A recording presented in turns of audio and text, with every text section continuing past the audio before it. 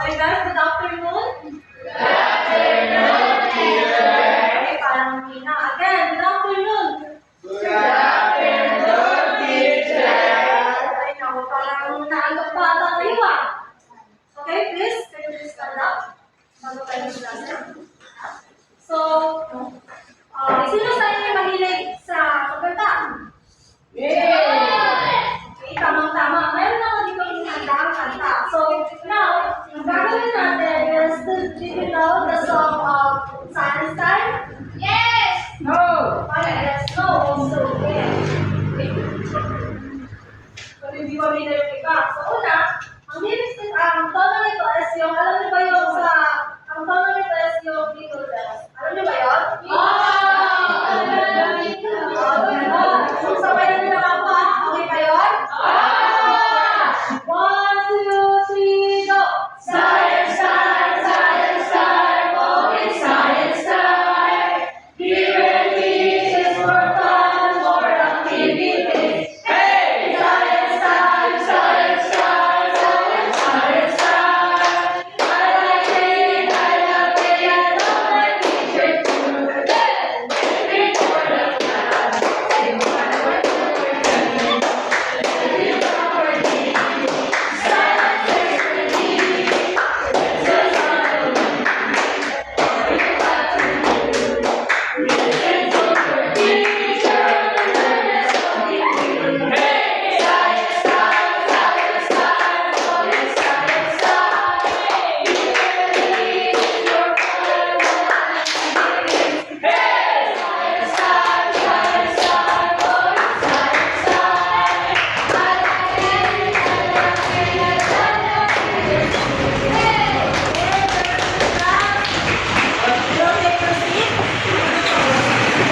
So before we continue our new lessons for today, so magkakaroon muna tayo ng take-up about our last topic yesterday. So, sino sa inyo yung nakakaalam kung ano yung topic natin kahapon? Anyone, class? Okay, Janelle? Ang lesson natin yesterday is about time. So, very good. So, nakinig ka nga. And now, what are the two types of tides? Okay, Yura? Spring tide and left side picture. Very good. So, ngayon, kung ang types ng tides ay yung spring tide, tides, and neap tides, sino naman sa inyo yung nakaka-differentiate ng pagkakaiba nilang dalawa? Okay, Nika? Sa spring tide picture, mas mataas kaysa sa normal ang high tide. At sa ano naman po, mas mababa kaysa sa normal ang low tide. Samantala sa mid tide naman picture, hindi gaano mataas ang high tide at hindi gaano mababa ang low tide. Okay, very good. So dahil natuto kayo kahapon, you deserve a mosquito cloud. Kaya, can you please stand up? So ganito lang siya. Alam niyo ba yun? Okay. Okay, 1, 2, 3, go. 1, 2, 3. 1, 2, 3. Patay na! Ulit niyo ha? Ulit. 1, 2, 3, go. 1, 2, 3. 1, 2, 3. Very good. So class, are you ready for this new lesson? So before we go into our new lesson in this afternoon, here are the goals in this new lesson.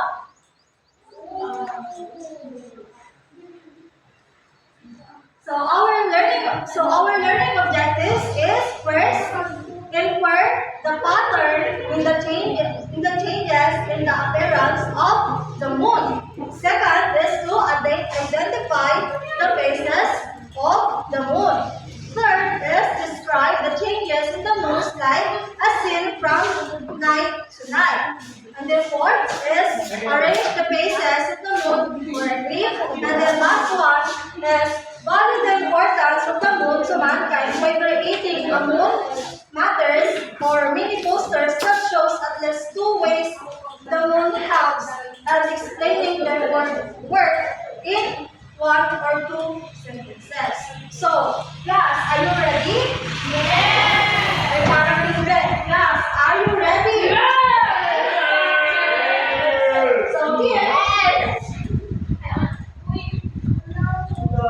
I have here an illustration.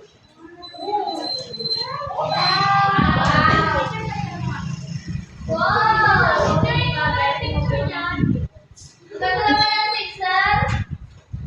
So, class, what do you see in this illustration? And then, ano napapansin niyo sa moon? Ay, isa lang. Yes, Janet. Very good. So, di ba iba ang shape? Di ba? Kasi, this moon have the different phases of the moon. And then, kaya, our lesson for today is all about Wow! Picture kami pa sa baba. again. Okay, guys, can you please read? Faces of the Phases of the moon. So, class, bakit importante sa inyo yung moon? Bakit importante yung moon sa atin? Hindi makakita ng gabi, sir. Hindi makakita ng gabi. And then, next. Ano po? Nagsiserve as sign na gabi na po. Nag-serve as sign na Gabi na po. gabi. Okay. So, alam niyo ba, class, na yung moon is wala talaga siyang light. Opo. So, bakit walang light? May ilaw naman yung moon pag gabi. Bakit?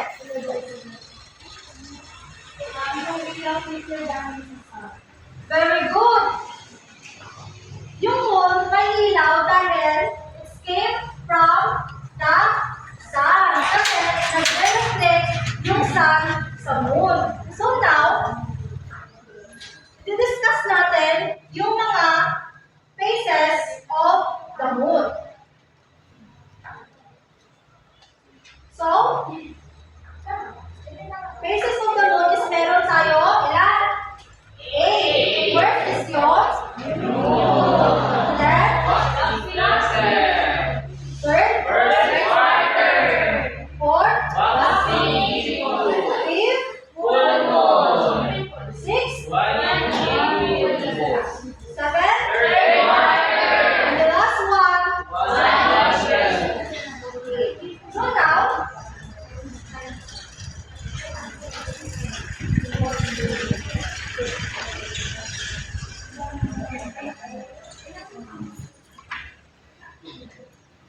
So now, the first phases of the moon is new moon. So who wants to read? Lance. The moon's unilluminated side is facing the earth. This makes the new moon barely visible. This phase occurs That's when quiet. the sun, earth, and moon are aligned with the moon. Position between the sun and earth. So, thank you, Lance. So, dito, ang new moon is ito yung nag-serve as new moon. Bakit new moon is tapos dark siya dito? Kasi, bakit siya nagiging dark? It's because yung new moon is between the earth and the what? Sun. Very good. Kaya, yung new moon is para siyang hiding moon. Nandyan siya, hindi natin siya nakikita, pero nandyan lang siya sa tabi. Gets niyo ba yun? Okay. So, next one is waxing crescent. So, what's it? What? The moon now reflects some of the sun's light and becomes visible again. Less than half of the moon is illuminated. It occurs after new moon. pag sinabi natin waxing crescent is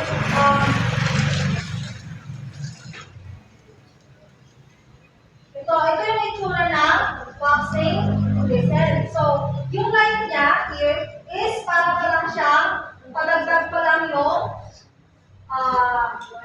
yung liwanag niya, padagdag pa lang yung liwanag niya. Gets nyo ba, class? Ito nangyayari yung waxing crescent pagkatapos ng new moon. And then, next one is the everybody read? First quarter. Who wants to read? Kenny. First quarter, this moon phase is visible when the moon reaches the first quarter of its orbit around the Earth.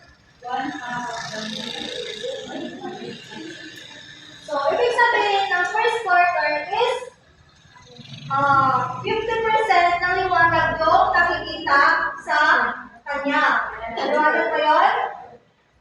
So, yun yung first quarter is nangyayari siya pagkatapos ng waxing crescent. And then, fourth one is the everybody read? Waxing gibbous. Okay. Who wants to read? Waxing, the visibility of the moon is getting bigger for the part of the moon. Now illuminated, but what you can see is still smaller than a moon. So, pag sinabi natin waxing gibbous is higit pa sa kalahati yung nakikita liwanag sa ating moon. You get? Yeah. Okay, what are those four phases of the moon na nabanggit ko? Una yung third, and yung fourth, Waxing gibbous. very good.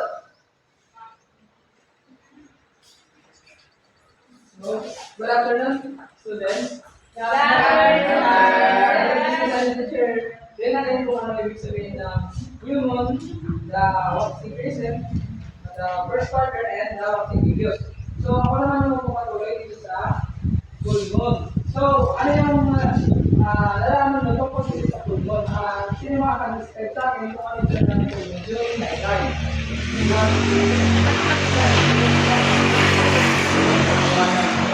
Very good. So, full moon from the word itself, full, buo siya, di ba? Bawal ba, class? Kapag full moon, buo yung moon.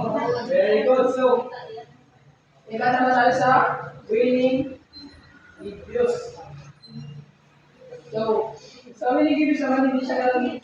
Nabawasan na siya ng kunti. Awit lang. Meron ba tayong full moon? Okay. So,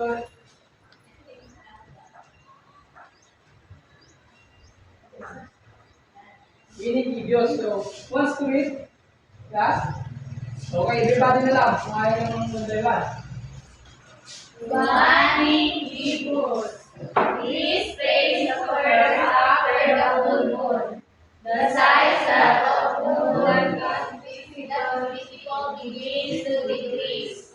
The moon appears to be more than one half its diameter, but not fully illuminated by direct sunlight. Sabi niya, nabawasan na siya ng konti.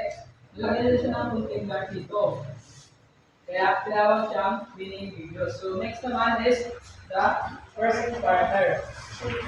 Ay, second quarter. Kaya gusto read. Lahat na kung ayaw.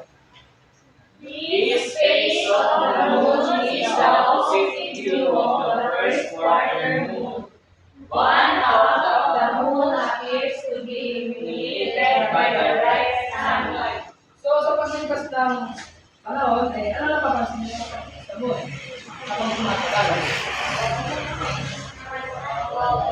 What? Tama, bumabalik sa dati, illumination, di ba? So, ito yung tinatawag rin na third quarter. Kalahating na lang ulit siya. Next.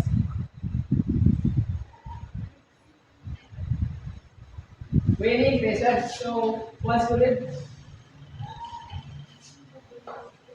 This is the last phase of the moon before the cycle repeats. Less than one half of the moon is illuminated by a large sunlight. It appears in the sky almost like the shape of human.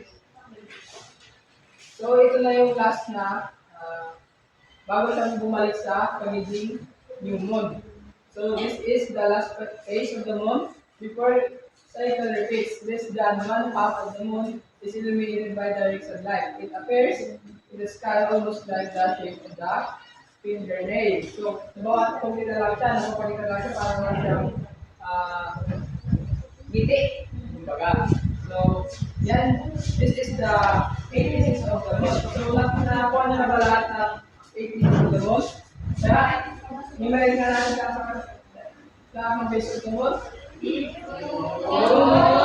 Waxing crescent, first quarter, waxing gibbous, full moon, waning gibbous, third quarter, waning crescent.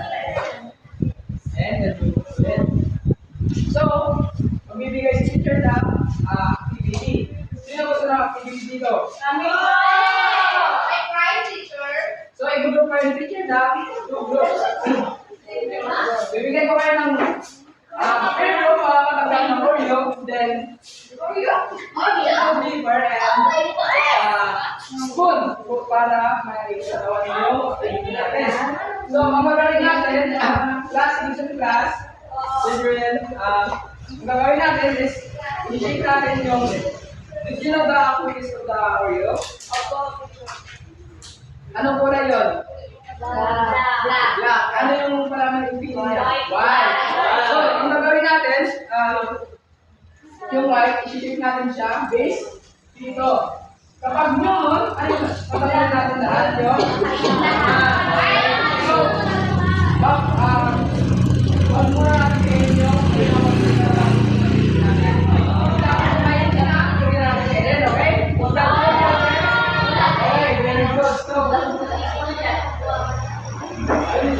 this is the group one.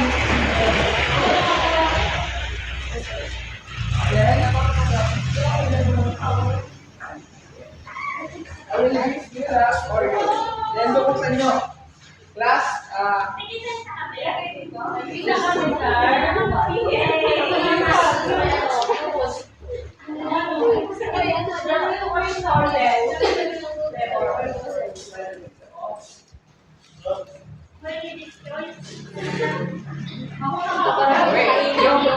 reminder nyo lang sa school, huwag itutusok sa classmate at gamitin ng maayos, okay? Okay, very good.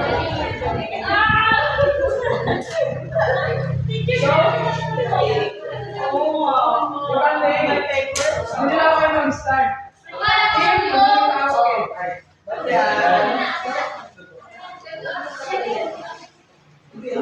I will give you only 5 minutes to do the activity.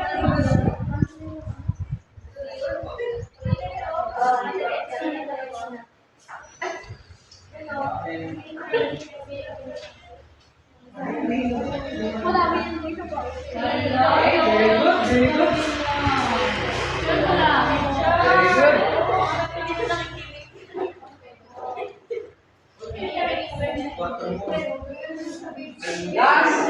Last 3 minutes. Yung makakagawa ng pinakamabilis at maayos, makakagawa ng guys.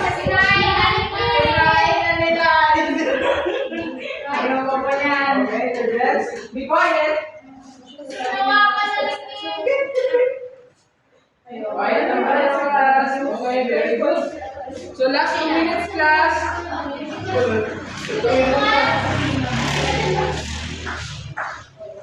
Kung sino ka na ng group, bibigyan ko ng prize. Uy!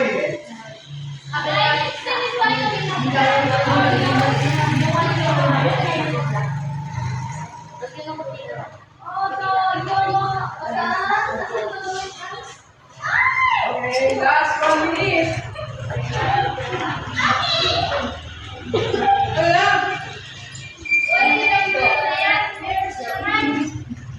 Okay.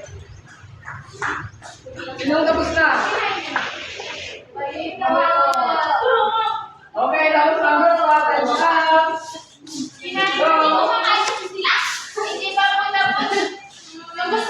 Ano nga ang group is? Group 1. Wala pa natin ang ating mga sarili. Pwede ka mag-good. Now, pwede nyo nang kainin yung oras nyo. Yes. Okay na ba? Gusto naman sila? Kinain po. Ano ko yan, Juan? Tingi.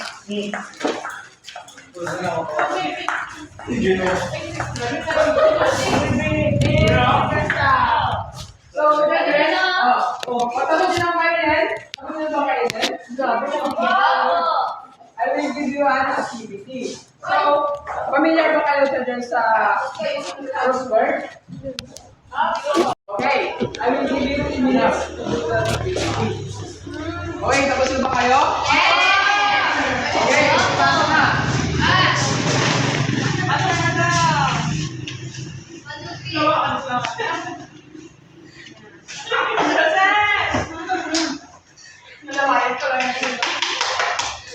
Okay, thank you. So, meron na naman sa inyo sa friends. What is the importance of sa atin? Ano yung importance ng moon sa atin, sa mankind? Oh, bukod sa nakakapagbigay ng ilaw tuwing gabi. Yes, Vivian. Nakakatulong din po sa teacher sa bukod sa halaman, nakakatulong din po sa para mag-ilaw. Okay, very nice answer. Very good. So, dahil dyan, bigyan nila ng prize. Palakpakan natin si Vivian. So, next, lilipan natin ulit kung ano yung different phases of the moon. So, pakibasa ulit.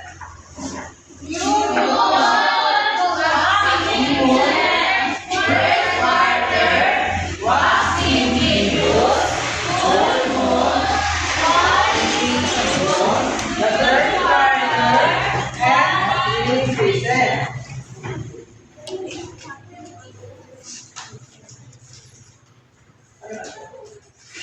So, sa pag sinabi natin new moon, ang new moon is hindi natin siya nakikita.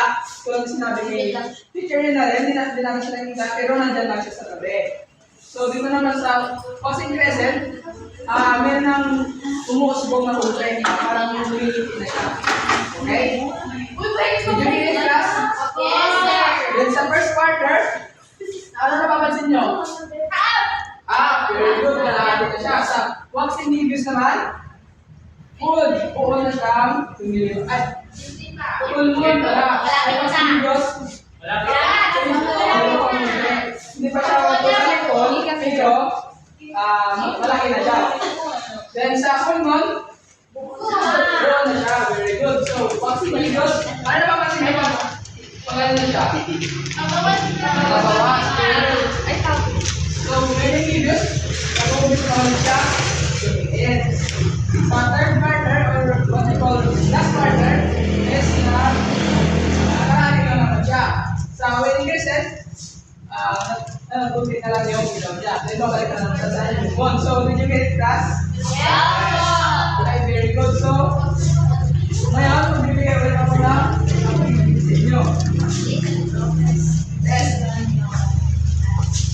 Dalawang class, yung una is multiple choice. Tapos yung pangalawa, identify nyo kung ano yung moon na yun.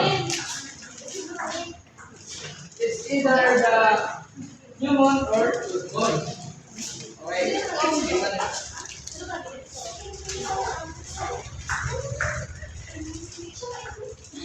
Okay. Okay, sa bottom ng class, grade 5, 5 and